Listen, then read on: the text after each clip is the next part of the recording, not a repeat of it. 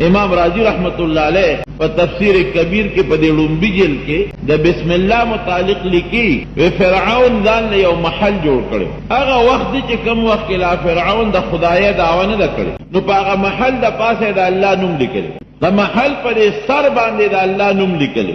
ورستو کې بیا د خدای دعوه وکړه. د موسی علیه السلام مقابله وسره رااله.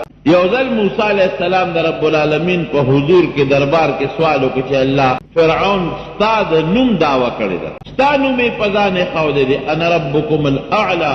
خلکو په ته به وي زره کوټې خدای نیم ګورې زه لوی خدای یم، لوی رب یم زه. دا دعوه کړې وه. الله ورته وایي چې فرمایي چې ولې موسی مقصد دې څه دی؟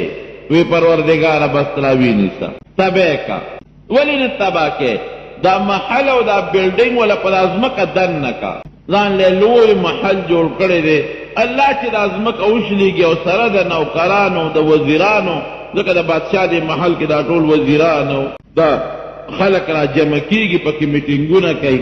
نو ستا د نوم مقابله چې په کوم محل کې کیږي او ستا د ذات د خدای دعوه چې کوم محل کې شوې ده او چې کوم وزیران او بادشاهان را غونډېږي په کوم محل کې پروردګاره دا ځمکه چې دی وشلول او دع پې وردن نه کې دا سوال نه کوم.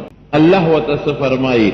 وی ای موسی ته خو واقعي د فرعون کفر ته ګورې، د هغه د وزیرانو کفر ته ګورې، خو زه د خپل نوم ته ګورم چې زما په خپل محل زما دا نوم لیکلی دی، په خپل محل زما نوم لیکلی دی.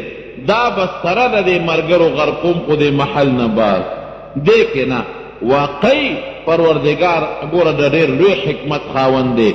سره د فوجانو د وزیرانو ویوست د ښار نه بار او په دریاب کې غرق کړل، خو هغه محل چې د الله نوم پې د پاسه لیکلی و هغه بد پچو پاتې شو. د الله د نوم دونه قدر، او دا خو عامه د پښتو یو قاعده